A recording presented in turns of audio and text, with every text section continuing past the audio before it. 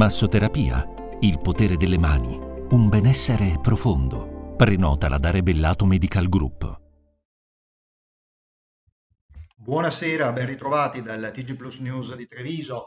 La Procura della Repubblica ha concluso il terzo filone di indagine sul crack Veneto Banca, quello per il reato di bancarotta fraudolenta, inviando l'avviso a 12 indagati, tra cui l'ex amministratore delegato e direttore generale Vincenzo Consoli.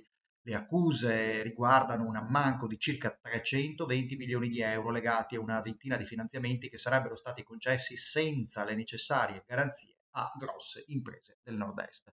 Oltre a Consoli è indagato anche l'ex presidente ed ex parlamentare Flavio Trinca, con dirigenti, funzionari e consulenti, ma nessun altro componente del CDA. Ricordiamo che l'ex amministratore delegato Consoli è già stato condannato a 3 anni per ostacolo alla vigilanza nei confronti di Banca d'Italia e Consob, mentre il processo in cui è imputato per truffa prospetta davanti a sé la prescrizione.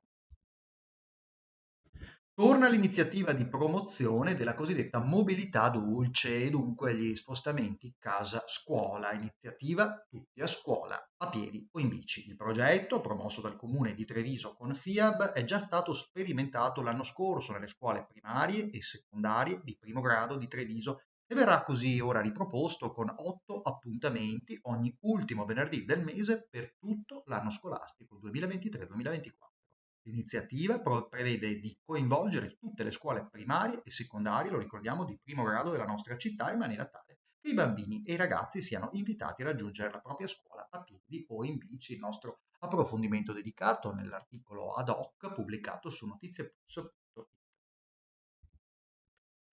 Torniamo a parlare di autonomia perché ha confermato di non avere dubbi sull'improcrastinabilità dell'applicazione di un progetto federale fondato sull'autonomia differenziata il presidente della Regione del Veneto, Luca Zaia, del quale oggi a Roma, a Palazzo San Macuto, si è tenuta l'audizione presso la Commissione parlamentare per le questioni regionali sulla approvazione dell'atto del Senato circa le disposizioni per l'attuazione dell'autonomia. Zaia ha detto il 2024 sarà sicuramente l'anno giusto per l'autonomia. Le sue dichiarazioni integrali all'uscita dalla commissione parlamentare nel nostro articolo dedicato su Notizie Plus, articolo che potete raggiungere cliccando direttamente sul link in descrizione della news sotto il video del TG. Dopo il successo dell'anteprima di ieri dedicata alle scuole che ha visto la presenza di oltre 460 studenti in sala, domani, venerdì 27 ottobre, alle ore 20, con la prima di La Bohème, si alza ufficialmente il sipario sulla stagione 2023-2024 del Teatro Mario del Monaco di Treviso. Anche qui il nostro articolo di approfondimento su Notizie Plus. Per altri eventi culturali a Treviso e provincia, i principali eventi culturali a Treviso e provincia nei prossimi giorni, io però vi rimando invece al speciale notiziario cultura ed eventi TG Plus Cultura già online da qualche ora. E con questa news chiudiamo il notiziario TG Plus News Treviso. Vi ricordo che potete ricevere tutti i nostri notiziari, le nostre interviste esclusive, i nostri speciali a tema e leggere i nostri articoli di approfondimento gratuitamente direttamente nel vostro smartphone tramite l'installazione della app TG Plus.